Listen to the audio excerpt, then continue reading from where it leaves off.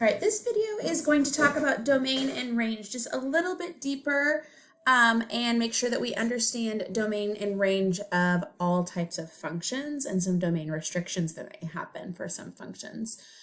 So we can write this in what's called interval notation. We use a square bracket in interval notation when we include that value. And then we're going to use a parenthesis or an open bracket if it does not include that endpoint value. Now, one thing that does get confusing is, remember, our point notation uses open brackets for x and y. So it's important that you state, or that you know, the difference between these. So a point is a point in the coordinate system. It has an x and a y. An interval might be between two x values, like that this function goes from here to here, and so my x domain goes from this x1 to this x2 value. All right, let's look at some examples. So finding this domain, if you just have a set of ordered pairs, then we write the domain as that set. So this is going to be the set, let's say equals the set 2, 3, 4, 5, and 6. And since these are discrete points, so you would plot these points, 210, 310, 420, 530, 640, okay? We're not going to connect them because they're just ordered pairs.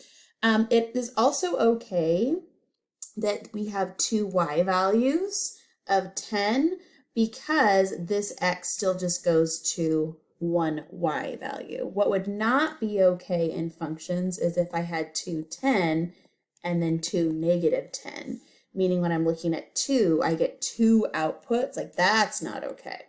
Okay, so this is our domain of our function that is set up by these ordered pairs.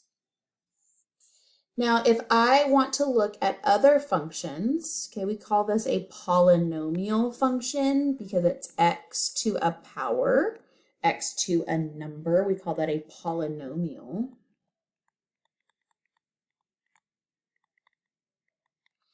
And polynomials are actually good to plug in x values for any x. And so I can plug in any number from negative infinity to infinity, and that's my domain.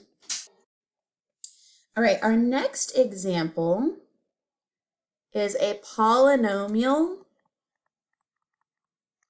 over another polynomial. So an x to the power of 1 over x to the power of 1 is still a polynomial. We call this a rational function. And we need to be careful in rational functions because you're never allowed to have 0 in the denominator of a rational function or any fraction at all. 0 in the numerator is okay. 0 in the denominator, not okay. So if I want to figure out this, we're going to say that there's potentially a domain restriction. There's going to be an x value that I cannot plug in. I need to make sure that 2 minus x is never equal to 0. Well, you can solve this just like an equation. You can add x over to this other side, and you can say, oh, well, x can never be 2.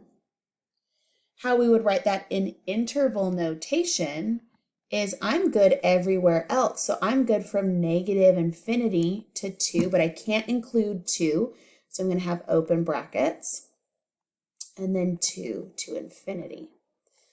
So that's the way I would write this in interval notation. Oh, one thing, I did not say this before.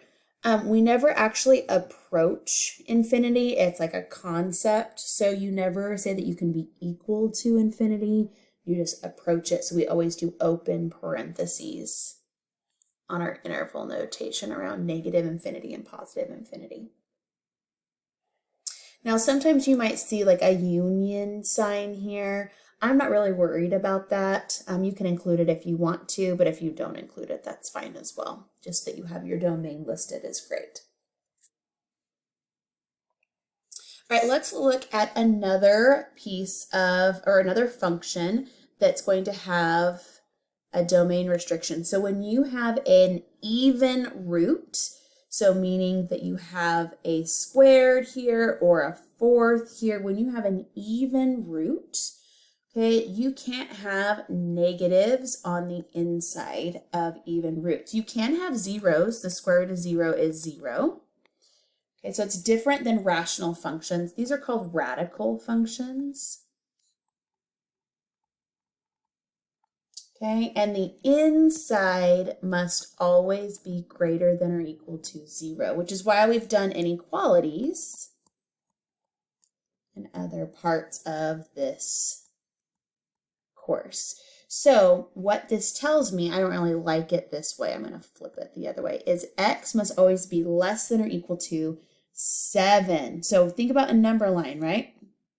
Less than or equal to 7, and then you would shade this way. So it would be from negative infinity to 7. Now I'm going to include 7 this time. So I'm going to do a square bracket to indicate 7 is included. All right, let's also look at graphs. So domain, I like to think, my algebra teacher taught me this. Do is like no. So your domain, if you shake your head no, goes this way. And then your range would be your y's.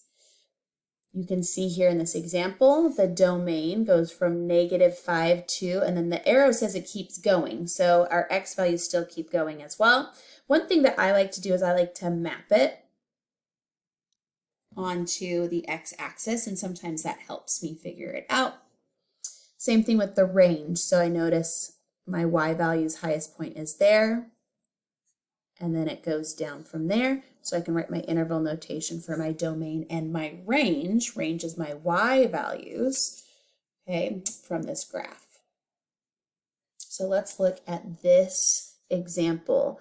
Notice I have an open circle here, and then I have x values that go all the way to 1. So my domain is going to be open at -3 and closed at 1. Let's look at our range. Now I know that this is an open circle. However, notice that my graph does complete y equals 0 here and then comes back down. So my y's, all of the y's that get hit, include from -4 to 0 for my range. One thing that students kind of fall victim to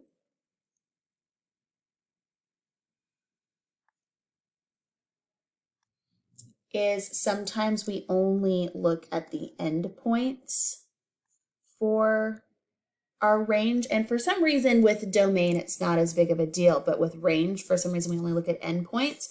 You need to look at all y values that get included on your graph and map it over. Okay, so just be really careful to make sure that you do include all y values and you don't just stop because the endpoint is there.